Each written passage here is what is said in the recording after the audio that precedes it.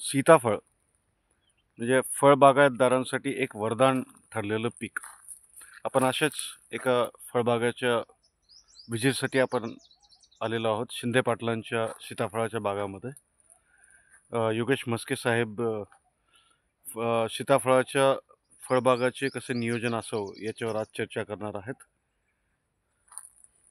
राम राम शेतकरी मित्रांनो, आज आपण शिंदे पाटलांच्या सीताफळ या बागेत आलेलो आहोत. एक तिसऱ्या वर्षात हे झाड आहे. मागचे 2 बहार काढले पण काही एवढं उत्पन्न झालेलं नाही. पण झाडाची जी पाहिजे तशी ग्रोथ, जी फळफांद्याची संख्या आहे, झाडामध्ये खोडाचा जो घेराव आहे, झाडाचा जो घेराव आहे तो व्यवस्थित बनलेला आहे एकदम. झाडाची काडी पण स्ट्रॉंग बनलेली आणि यावर्षी झाडावर चांगलं उत्पन्न घेता येईल जर नियोजन व्यवस्थित झालं तर. मागच्या वर्षी काही भाव कमी असल्यामुळे आणि सीताफळामध्ये नंतर अळीचा प्रादुर्भाव वाढल्यामुळं मार्केटपर्यंत सीताफळ जाऊ शकले नाही. भरपूरसे सीताफळामध्ये फोडल्यानंतर अळी तयार झाली आणि मार्केटचा भाव यावर्षी मिळालाच नाही सीताफळानं. सुरुवातीच्या काळात 1 महिना 2 महिन्यामध्ये होता भाव चांगला, परंतु नंतर भाव 30 आणि 20 रुपयावरती आलेला होता. मार्केट रेट एकदम पडल्यामुळं मागच्या वर्षी सीताफळाचा प्रत्येक शेतकरी एकदम त्रस्त झालेला आहे. खर्च करून बसलेले आणि उत्पन्नात पाहिजे तेवढं त्यांना प्रॉफिट मिळालेलं नाही आहे. मागच्या वर्षी भरपूरशे बागेवर, आता आपले पण एक 25-30 बागा आहेत सीताफळांची, ज्यांनी बऱ्यापैकी उत्पन्न काढलं होतं. म्हणजे एक आपली सालवडगाव वगैरे त्या एरियामध्ये एक बाग आहे. त्या बागेमध्ये एक 250-300 झाडामध्ये आपण 8-8 टनापर्यंत 10-10 टनापर्यंत माल काढलेला आहे. पण सुरुवातीच्या काळामध्ये त्यांना 40-45 रुपये त्यावेळेत भाव मिळाला, थोडी साईज कमी असल्यामुळे. परंतु नंतर त्यांना पाहिजे तसा भाव मिळाला नाही. नंतर 15 रुपये 12 रुपयांनी त्यांना माल विकावा लागला. सुरुवातीच्या काळामध्ये 2-4 टन मालाला भाव मिळाला. त्यांचा तरी खर्च वगैरे लेवल होऊन त्यांना थोडेफार पैसे राहिले. पण ज्या शेतकऱ्यांचा माल लेट आला त्यांना कुठेच मालामध्ये भाव मिळालेला नाही.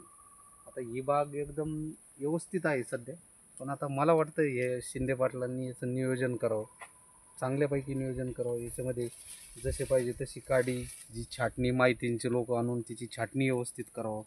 छाटणी कुठून करायची, काय करायची, हे जे रेग्युलर बागेमध्ये छाटणी करतात त्या लोकांना पूर्ण माहिती असते.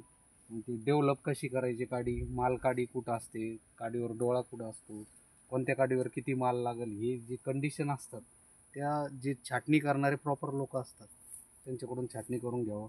आता ह्या वेळेमध्ये हिला एखादा सध्या पाणी वगैरे चालू आहे वाटतं यांचं, कारण गवत झालेलं आहे. तर या पाण्यामध्ये यांनी एखादा साधा NPK डोस दिला असता तर अजून काडी फुगवून चांगली झाली असती, काडीमध्ये ग्रोथ राहिली असती. झाडाचं जी पाहिजे तशी कंडिशन, झाड जसं आपण काडी मॅच्युअर्ड होती ताकद आल्यानंतर, ती पद्धत झाडामध्ये दिसली असती. आता ती सुरुवात करतील शिंदे पाटील, झाड डेव्हलप करतील. आता त्याला खालून खतं चालू करतील आणि जे रेस्टिंग आहे, मला तरी वाटतं अजून जानेवारी ते फेब्रुवारी या 2 महिन्यामध्ये, आता 15 जानेवारी पण पाणी खतं देऊन झाड बाग रेस्टिंगवर म्हणजे विश्रांतीला सोडून द्यावी आणि फेब्रुवारी मार्च या 2 महिन्यामध्ये तिला विश्रांती काळामध्ये वरून काडीसाठी प्रयत्न करावे. जे रेस्टिंगमधले स्प्रे असतात काडी बनवण्यासाठी ते करावे, जेणेकरून काय होईल, एप्रिलमध्ये पहिल्या आठवड्यात त्यांना ही बाग फोडता येईल. आणि एप्रिलमध्ये फोडल्यानंतर हा जो माल आहे त्यांचा, जो सुरुवातीचा काळ असतो पावसाळ्याच्या सुरुवातीच्या वेळेत, जो भाव असतो त्या भावामध्ये शेतकऱ्यांना माल विकता येईल.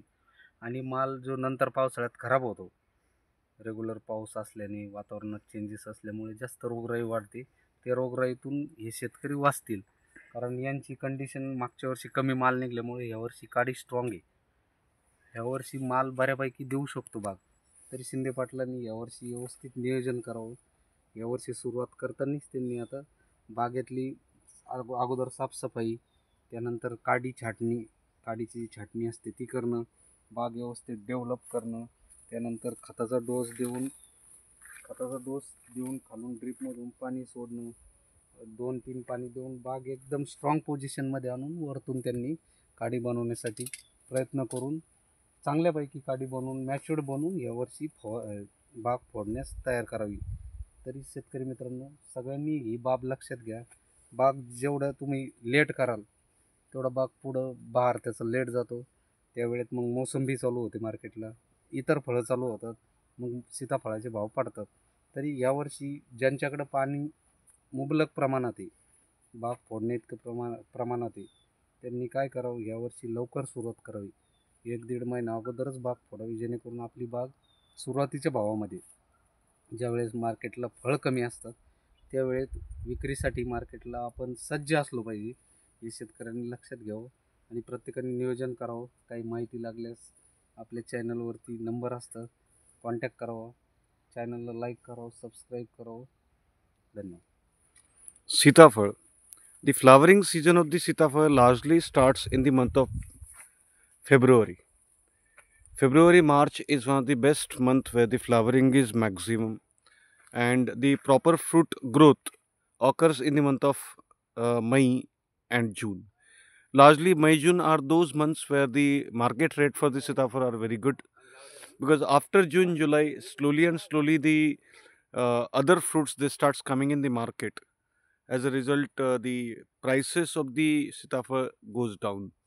So March, April, May, these are the best months where maximum productivity of the Sitafal can be taken.